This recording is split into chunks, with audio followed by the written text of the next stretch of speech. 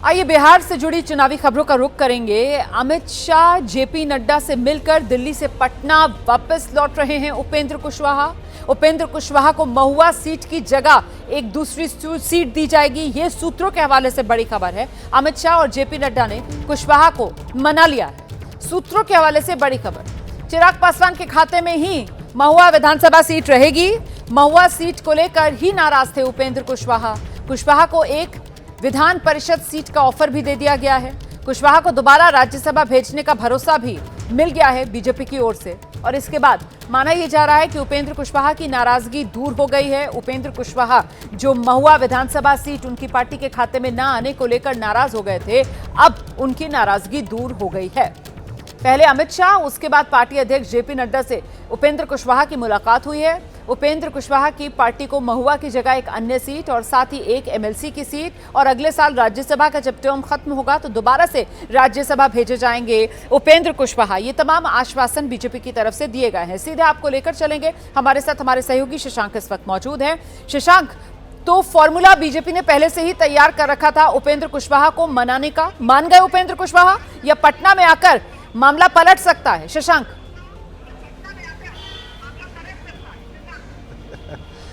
देखिए, अभी के लिए तो बात बन गई है।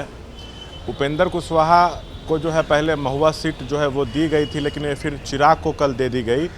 आज अमित शाह के साथ बैठक किए हैं उपेंद्र कुशवाहा और हमारे सोर्सेज बता रहे हैं कि महुआ सीट चिराग के पास ही रहेगी। उनको पहले ये सीट जो है होल्ड करने को कहा गया था, कि रुकने के लिए कहा गया था, लेकिन अब चिराग के पास ही रहेगी। उपेंद्र कुशवाहा को बीजेपी जो है एक दूसरी सीट जो है वो अपने कोटे से एक्सचेंज कर सकती है और जो सीट देगी वहाँ बताया जा रहा है कि दूसरे चरण में जो है वो वोटिंग होनी है। तो वो सीट कौन सी हो सकती है, आज शाम तक जो है ये क्लियर हो सकता है। वहीं कुशवाहा को जो है एक एमएलसी सीट भी जो है वो दी जा सकती है आने वाले दिनों में। और 2026 के अप्रैल में उनका राज्यसभा का जो टेन्योर है वो समाप्त हो रहा है, तो उनको 6 साल के लिए राज्यसभा जो है वो भेजा जा सकता है। और देखिए, एक सबसे बड़ी बात यह है कि बिहार चुनाव के बाद मोदी मंत्रिमंडल का विस्तार भी संभव है, तो उसमें भी कुशवाहा को एडजस्ट किया जा सकता है। ठीक है, आप रहिए मेरे साथ, मैं लौटूंगी आपके पास। एनडीए में चिराग पासवान को लेकर अब बड़ी खबर सामने आ रही है। चिराग पासवान के पास बरकरार रहेगी महुआ विधानसभा सीट। एक तो सूत्रों के हवाले से ये जानकारी सामने आई है और चिराग पासवान को मिलने वाली 29 सीटों के नाम फाइनल हो गए हैं। सूत्रों के हवाले से बड़ी खबर, कुछ सीटों पर सहयोगियों के साथ लड़ सकते हैं चिराग पासवान। फिलहाल बीजेपी ने चिराग पर फाइनल फैसला छोड़ दिया है। 29 सीटों के नाम फाइनल हैं जो चिराग पासवान की पार्टी को दी गई है। कुछ सीटें ऐसी हैं जहां पर फ्रेंडली फाइट की स्थिति बने सहयोगियों के साथ ये भी तस्वीर उभर रही है। चिराग के हिस्से आने वाली इन संभावित 29 सीटों के नाम महुआ, मरहौरा, बख्तियारपुर, गोविंदगंज, परबत्ता, साहेबपुर, बखरी, ओबरा, ब्रह्मपुर, कस्बा मखदूमपुर, बेलसंड, तरौली, पालीगंज, मनेर, बलरामपुर, शेरघाटी, बोधगया, बहादुरगंज, गोविंदपुर, रजौली, चेनारी, फतवा, डिहरी, नाथनगर, सुगौली, सिमरी, बख्तियारपुर, ये वो सीटें हैं जो चिराग की पार्टी के पास जाने वाली हैं। 29 सीटों की ये लिस्ट है, संभावित सीटें हैं और इनमें से कुछ सीटों को लेकर ऐसी स्थिति बन सकती है कि नौबत फ्रेंडली फाइट की आए। इस बीच बिहार चुनाव पर महागठबंधन के खेमे से भी एक बड़ी खबर आ रही है। सीटों पर माथापच्ची के बीच कांग्रेस ने तय कर लिए हैं अपने उम्मीदवार। ये बड़ी खबर है। अभी तक सीटों का आंकड़ा सामने आया नहीं, लेकिन कांग्रेस ने उम्मीदवार तय कर लिए हैं। 6 घंटे की सब कमेटी की बैठक चली है, उम्मीदवारों की लिस्ट बनी है। पटना में जल्द होगी कांग्रेस उम्मीदवारों के नाम की घोषणा। कांग्रेस मुख्यालय इंदिरा भवन में कांग्रेस की बैठक हुई और उसी बैठक में करीब 6 घंटे लंबी बैठक चली है। उसी बैठक में मंथन हुआ है, उम्मीदवारों के नाम पर मोहर लगाई गई है।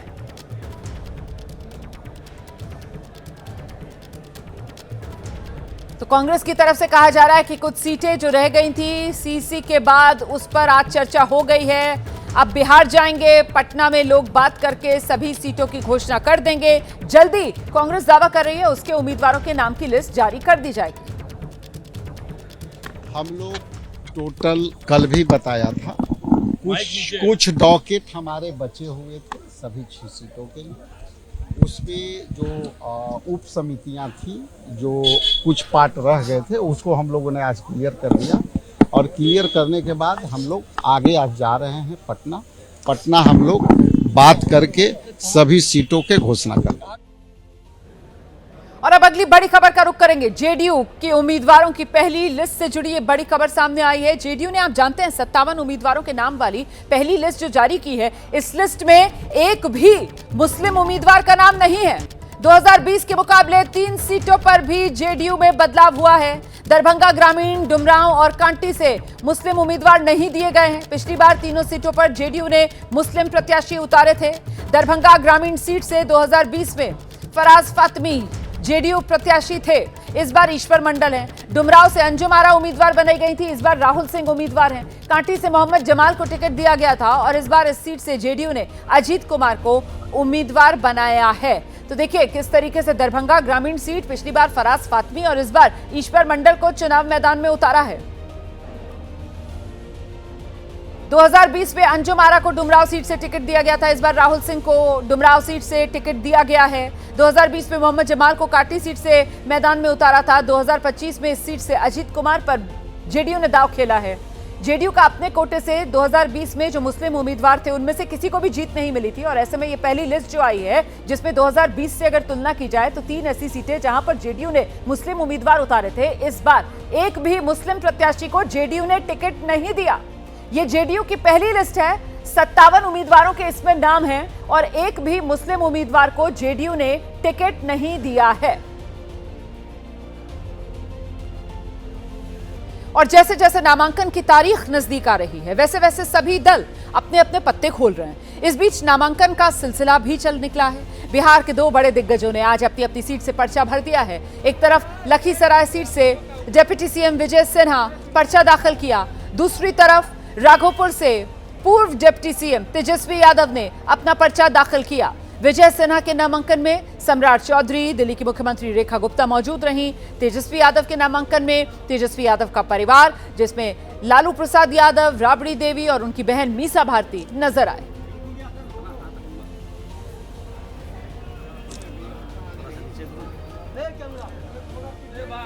आपने देखा है कि बिहार लोकतंत्र की धरती है, ये जात से ऊपर होता है। और आप कई बार उदाहरण पेश किया है, 2010 में कोई माई और बाप समीकरण काम नहीं आया। 2010 में 2/3 से ऊपर बहुमत एनडीए गठबंधन को आया, वो रिकॉर्ड इस बार टूटेगा। हर बिहारी सब पर भारी का भाव लोकतंत्र की धरती से संदेश देगा। हमारा अनुभवी सक्षम नेतृत्व जो सेवा के भाव से सबका साथ सबका विकास का महामंत्र लेके चले हैं, कहीं कोई समस्या नहीं है। कन्फ्यूजन उन लोगों को है जो स्वार्थ के गठबंधन महाठगबंधन बना के बैठे हैं।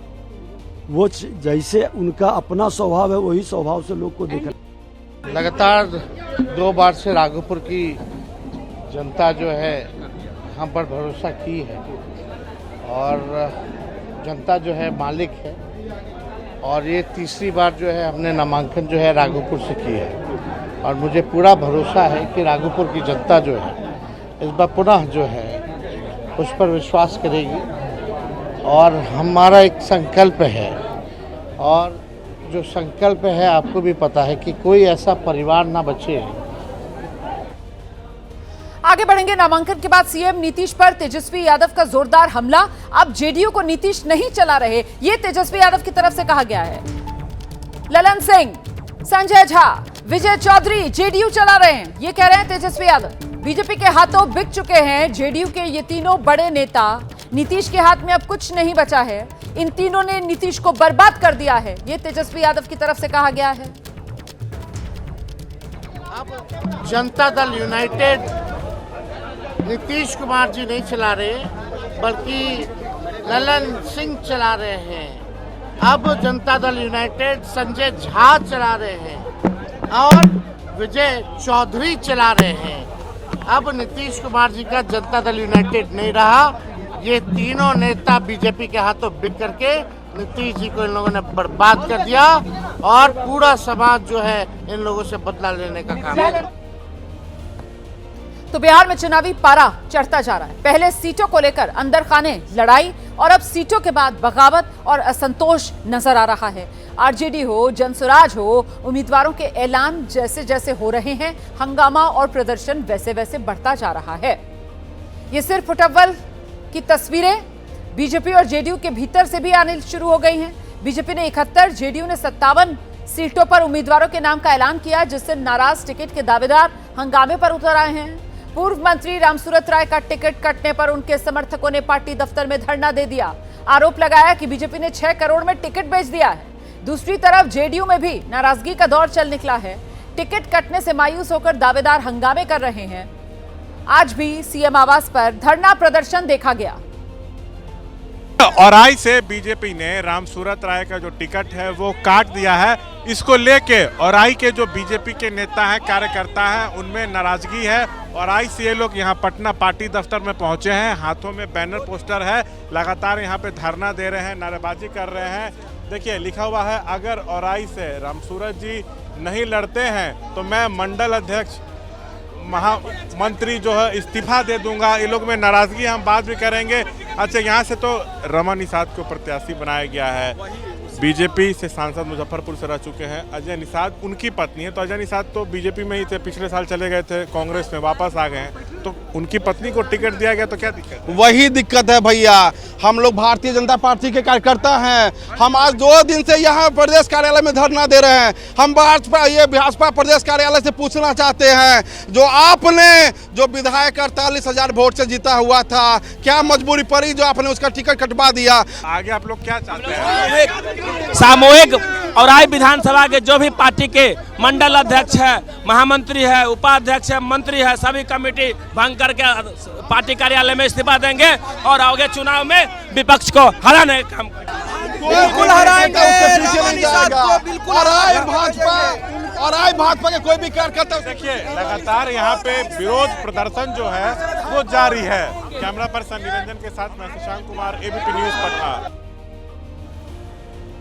और आइए अब आपको सीधे चंडीगढ़ लेकर चलेंगे। 8 दिन बाद आईपीएस पूरन कुमार का अंतिम संस्कार हुआ है। चंडीगढ़ के सेक्टर 25 पे उनका अंतिम संस्कार हुआ है। हरियाणा पुलिस ने उन्हें गार्ड ऑफ ऑनर दिया है। आईपीएस पूरन कुमार को दोनों बेटियों ने मुखाग्नि दी। आपको बता दें, चंडीगढ़ में अपने आवास पर आईपीएस पूरन कुमार ने गोली मारकर आत्महत्या कर ली थी, जिसके बाद कई सवाल उठे। पूरन की आईएएस पत्नी ने डीजीपी और आरोपी आईपीएस पर कार्रवाई न होने तक पोस्टमार्टम की इजाजत नहीं दी थी। अब सरकार के आश्वासन के बाद आईपीएस पूरन कुमार के शव का पहले आज सुबह पोस्टमार्टम कराया गया और उसके बाद ये मुखाग्नि दाह संस्कार जो कर दिया गया है। दोनों बेटियों ने मुखाग्नि दी है। तस्वीरें आपके सामने हैं। सीधे आपको लेकर चलेंगे। हमारे साथ हमारे सहयोगी सचिन इस वक्त मौजूद हैं। सचिन, आखिरकार लंबे इंतजार के बाद आज आईपीएस वाई पूरन कुमार के शव का अंतिम संस्कार हो पाया। बेटियों ने मुखाग्नि दी है, ये जानकारी मिल रही है और परिवार अब किस तरीके का भरोसा जता रहा है कि इंसाफ का आश्वासन उसको मिला है और न्याय होकर रहेगा इस मामले में? सचिन।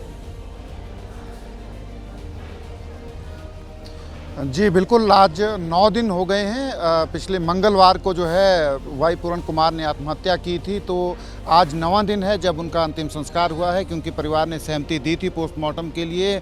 और ये सहमति जो है जब हरियाणा सरकार ने डीजीपी शत्रुजीत कपूर को छुट्टी पे भेजा, उसके बाद जो है परिवार जो है इसके लिए सहमत हुआ था पोस्टमार्टम के लिए और अंतिम संस्कार के लिए।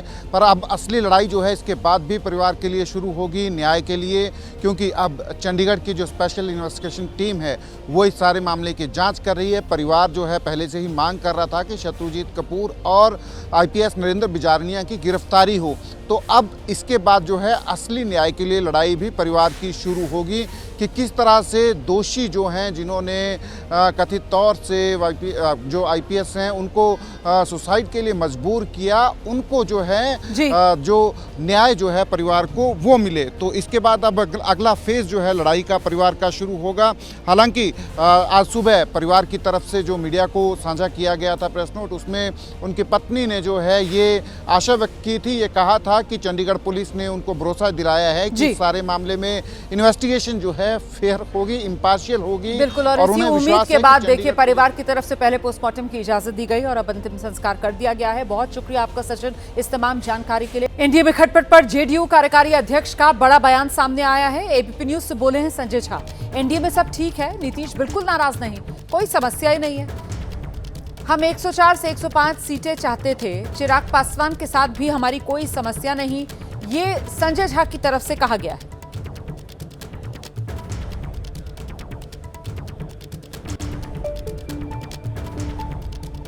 नीतीश जी के नाराजगी की खबरों के बीच जेडीयू ने अपनी पहली लिस्ट जारी कर दी है। खबर तो यह भी है कि इस लिस्ट में कुछ ऐसे नाम, कुछ ऐसे कॉन्स्टिट्यूएंसीज, ऐसे सीट्स हैं जिस पर एनडीए के बाकी घटक दलों का भी दावा है। ये पूरा मामला क्या है, क्या सच में नीतीश कुमार नाराज हैं, क्या चल रहा है इस पार्टी के अंदर, ये सारी कुछ समझने के लिए जेडीयू के working national president Sanjay Jha अभी हमारे साथ जुड़ रहे हैं एबीपी पर। सर, आपका बहुत बहुत धन्यवाद समय निकालकर हमसे बात करने के लिए। सवाल बिल्कुल सीधा आएगा आप पर, पहले ये बताएं कितने नाराज हैं नीतीश कुमार जी? नीतीश कुमार जी बिल्कुल नाराज नहीं है। सच्चाई से बोलना होगा सर आपको। सच्चाई से बोल रहा हूँ और मेरे लिए भी ये न्यूज़ है कि जिस टाइप से नैरेटिव बनाया जाता है। सडनली मैं देखा कि पूरे नेशनल मीडिया में अन्य जगह नीतीश जी नाराज है। नीतीश जी किस बात के लिए नाराज है? तो ऐसी नैरेटिव क्यों बनेगी अगर नाराजगी नहीं होगी? There is no smoke without fire ना सर। का मैं नैरेटिव देखता हूँ, बिना फैक्ट्स के कुछ भी आप नैरेटिव क्रिएट कर दीजिए। तो ये एकदम बिना फैक्ट्स के है, जीरो फैक्ट्स। बिल्कुल बिल्कुल जीरो, कहीं कोई बात ही नहीं है नाराजगी की। जो भी बात हो रही है, जो कुछ भी हो रहा है, उनके कंसेंट उनसे बात करके होता है। तो संजय जी एक बात बताइए, ये पहली बार हो रहा है, पहली बार इन द हिस्ट्री जब एनडीए साथ में लड़ रहे हैं, आप सब, आप जेडीयू और बीजेपी साथ में लड़ रहे हैं, आप पहली बार ये स्थिति बनी है कि आपकी पार्टी जेडीयू और बीजेपी बराबर नंबर के सीट्स पे लड़ रही है। ये जो बड़े भाई का पूरा यहाँ पर कॉन्सेप्ट था कि बिहार के अंदर जेडीयू बड़ी पार्टी है, वो हमेशा ज्यादा सीट पर लड़ेगी, इस बार वो हुआ नहीं, आप बराबरी पर ले आए। नहीं, देखिए ये इनकरेक्ट है। हम लोग 2015 भी लड़े थे, रिकॉर्ड चेक कर लीजिए। हम लोग अलग अलायंस में थे, 101 लड़े। आप लड़े थे आरजेडी के साथ, 101 हाँ, लड़े पर थे। बीजेपी के साथ ये कभी हुआ नहीं था ना, बताइए। 101 लड़े थे। हाँ, हम लोग अभी हर एक चुनाव का अपना डायनेमिक्स है। ठीक है। अब 2005 में क्या हुआ, कभी बीजेपी 2 सीट की पार्टी थी, अब वो 300 हो गई। अब उस हिस्ट्री में जाएंगे, एज ऑन डेट 2024 का लोकसभा हम लोग लड़े, उसका भी नंबर है। और हर एक पार्टी अपने स्ट्रेंथ और सिचुएशन पर चीजों को जज करती है। ठीक है। उसमें हम लोग एक साथ चुनाव, लार्जर पर्पस क्या है? लार्जर पर्पस है कि एनडीए की सरकार नीतीश जी के नेतृत्व में बनाना और सबको इकट्ठे होकर चुनाव लड़ना। और उसमें एक बार जब डिस्कशन में बैठे हम लोग, और जब नंबर आया तो हम लोगों ने बात किया मुख्यमंत्री जी से और उनसे डिस्कस किया। आप कह रहे हैं नंबर अनाउंस होने के पहले कि कौन कितने सीट पे लड़ेगा, वो ऑफर आया, हाँ, जो भी नंबर था जी, वो चर्चा, क्योंकि वही बीजेपी के लोग ही एलआई से भी बात कर रहे थे। ठीक है। और जब फाइनल ले करके दिए, अब फिर हम लोगों ने मुख्यमंत्री से चर्चा की। ठीक और है। वो डिटेल वाले आदमी, इतना मैं बता देता हूँ, डिटेल में सारा कुछ डिस्कस करने के बाद, और सिर्फ चर्चा ही नहीं की, इससे पहले जो दिल्ली में बीजेपी के लोग मैटर करते हैं, और वो जो बिहार आए, उनकी मुख्यमंत्री जी से इस विषय में पहले भी चर्चा हो चुकी थी। तो क्या बीजेपी वालों ने मुख्यमंत्री जी आपके नीतीश कुमार जी को पहले ही बोला था कि इस बार बराबरी का नंबर होगा? उनकी बात जब गृह मंत्री आए थे बिहार, तो बिहार में गृह मंत्री से मुख्यमंत्री जी की पर्सनली इस अमित शाह जी और नीतीश कुमार जी की मुलाकात हुई थी और इस नंबर पे बात हुई थी। उन्होंने कहा उनकी बात हुई थी, चुनाव के लेके, नंबर के लेकर के एक राउंड बात पहले भी हुई थी उनकी। और जब हम लोगों ने फाइनल उसमें किया तो उसमें जो भी एग्जैक्ट नंबर की बात नहीं हुई थी, कैसे लड़ेंगे, क्या रहेगा, वो बात हुई थी। और उसके बाद जब नंबर का ये आया, एग्जैक्ट नंबर क्या होगा, सीएम से डिस्कस हुआ। और जब तक वो कंसेंट नहीं देते तो हम लोग एग्री कैसे करें, बताइए जीडी। तो नीतीश कुमार जी ने हाँ कहा 101 पर? उनके हाँ के हो नहीं सकता है ना, जब तक वो मोहर नहीं लगाए। आप कंपेल्ड थे हाँ बोलने के लिए? आपके ऊपर दबाव था हाँ बोलने के लिए? ना बोलने, ये दबाव क्या होता है राजनीति? आप सारे सिचुएशन को देख करके और फिर आप कॉल लेते हैं, ये तो चलता है। हर एक पार्टी चाहता है ज्यादा सीट लड़े। हाँ, तो आप कितना चाह रहे थे? हर एक पार्टी का वर्कर चाहता है कि हम चुनाव लड़ें। हाँ। लेकिन अल्टीमेटली पर्पस है कि सबको एकोमोडेट करके चलना। ठीक है। हम तो चाहते हैं 243 सीट लड़े, नहीं लड़ सकते। ठीक है, इस बार आप कितना चाहते थे संजय जी? वो कोई फिगर लेके हम लोग नहीं सोचे थे, लेकिन हाँ ठीक है, जब एक बार तय हो 103, 104, 105 कितना चाहते थे? एक बार जब तय हो गया, हाँ ठीक बात है कि हम लोग चाहते थे कि 105, 106 जो भी एक नंबर फिक्स हो, हाँ। ये 110 के बीच में कहीं नंबर हो, ठीक है। पार्टी चाहती है। संजय जी एक बात बताइए, ये बात तो इसमें कोई मुझे नहीं लगता है कि किसी तरीके की गलत इंटरप्रिटेशन है। 3 सीट्स आप लोगों ने, 3 सीट में आप लोग इस जो आपने लिस्ट अभी निकाला है, मोरवा है, सोनबरसा है, राजगीर है, इन तीनों पर आपने अपने कैंडिडेट डिक्लेयर कर दिए हैं। अब ये कहा जा रहा है, क्योंकि चिराग की तरफ से वो 29 सीट के नाम अभी तक आए नहीं हैं जिस पर वो अपने लोगों को देना चाह रहा है या देने वाला है, ये कहा जा रहा है कि ये 3 सीट पर दावा चिराग का था। और इस बात से नीतीश जी काफ़ी, पहले तो मुझे ये बताइए कि नीतीश जी की क्या प्रतिक्रिया थी संजय भाई की जब आपने बोला कि 29 सीट्स चिराग को मिल रही है, फ्रॉम एक्चुअल 0 to 29? तो सारा डिस्कस हुआ, फाइनली हम लोगों ने कंसेंट दिया। आई मीन वो भी तो यहाँ तो कुछ नहीं, इस प्रति हमारी तो जो बात हुई, एक बार डिस्कस हुआ कि भाई ये नंबर है, और सारा डिस्कस। वाज ही कंफर्टेबल कि चिराग को 29 सीट्स मिले? He is very very you know, बड़ा उनका रहता है कि ठीक है भाई, लार्जर पर्पस है सरकार बनाना, और अभी जो बिहार में काम हो रहा है वो गलत हाथ में नहीं जाना चाहिए। ठीक है, ये भी दिमाग में है ना कि ये लोग जो बैठ करके चाहते हैं हाँ, कि नीतीश कुमार जी को अपना ब्लड स्वेट करके इस बिहार को बिल्ड करने में, ये भी जरूर बताइए कि बिहार को तब और अब इनको कैसा बिहार मिला, ये कहाँ से काम शुरू किए और कहाँ से कहाँ बिहार को ले गए। पटना घूम रही है ना जी, एक बार जरूर जा करके पटना में बिहार म्यूजियम देखिएगा जी, वर्ल्ड क्लास म्यूजियम है जी। नीतीश कुमार। एक बार जरूर मरीन ड्राइव देखिएगा जी, देखा मरीन ड्राइव, बहुत बढ़िया है। हाँ, राघोपुर जरूर जाइएगा, गई राघोपुर, मरीन ड्राइव से होते हुए गई। हाँ, जाकर के देखिएगा नीतीश कुमार ने क्या ब्रिज बनाया, कॉन्स्टिट्यूंसी किनका है वो भी पता है, राज कर चुके हैं 15 साल, उस समय राघोपुर में क्या किए, और आज नीतीश कुमार राघोपुर को क्या बना दिया। सबसे बड़ा इंडस्ट्रियल हब बनेगा अगले 3-4 साल में वो एरिया। ठीक है, ये सब तो विकास की बात, सही बात है संजय भाई, लेकिन मुझे ये बताइए ना, ये 3 सीट बताइए, क्या ये 3 सीट पर आपने दे दिए हैं अपने उम्मीदवार, लेकिन ये चिराग के पास जाने वाले थे? हम लोग, मैं बताऊं कि जो 101 सीट है हम लोगों का सेटल्ड हो गया। सेटल्ड होने के बाद हम लोगों ने ये अपना सिंबल दिया है, हमारे प्रत्याशी खड़े किए। पर ये 3 सीट आपके खाते में आ रही थी, आपके खाते में आ रही थी, आ चुकी थी, इस पे चिराग का दावा नहीं था? Not in our knowledge, not in your knowledge. 101 कौन सी कॉन्स्टिट्यूएंसीज है वो सब आपके पास हैं अभी, क्योंकि आपने 57 ही नाम निकाले हैं फर्स्ट फेज का। हाँ, तो बाकी भी बाकी है ना, इलेक्शन हो रहा है। ठीक है, तो बाकी नाम सब आगे हैं कॉन्स्टिट्यूएंसीज के आपके पास, क्या उसमें आगे पीछे हो रहा है? हमारे पास 101 कॉन्स्टिट्यूएंसी के नाम आ गए, हमारे पास 101 कॉन्स्टिट्यूएंसी के नाम तय हो गए, नीतीश जी ने तय कर दिया, हमारे कैंडिडेट भी तय है। फर्स्ट फेज का आज निकल गया, प्रॉब्ली टुमारो और डे आफ्टर सेकेंड फेज का भी लिस्ट।